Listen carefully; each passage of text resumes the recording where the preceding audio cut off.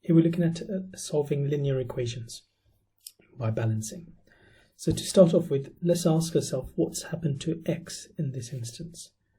So if we take a look at the question, well, x, there's a 4 next to it, so we'll write down the operations that have been applied to x. So x has been multiplied by 4 and then subtracted by 3 in order to get the 9 on the other side. So we've got the left hand side and the right hand side, and the idea of balancing is that we are going to be doing the same thing to both the left hand side of the equation and the right hand side of the equation.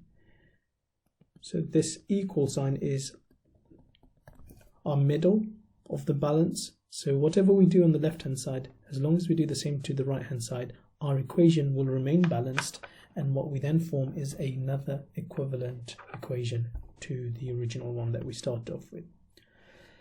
So we understand what's happened to x. It's been times by 4 and minus 3. In order to find x, we're going to do the reverse of this and do the inverse operation. So we're going to work backwards, and we are going to first of all do the inverse of minus 3, which is plus 3, and then we're going to do the inverse of times 4, which is divide by 4. So these are the inverse and reverse order of operations that we're going to apply. So let's plus 3 to both sides. So what I'm going to do is I'm going to write down plus 3 on both sides, and this is going to leave us with 4x on the left hand side, since minus 3 plus 3 give us nothing.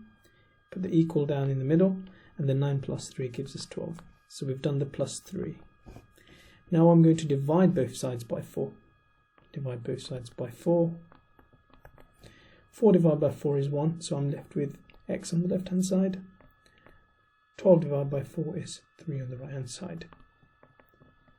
So this is how we solve a simple linear equation by balancing.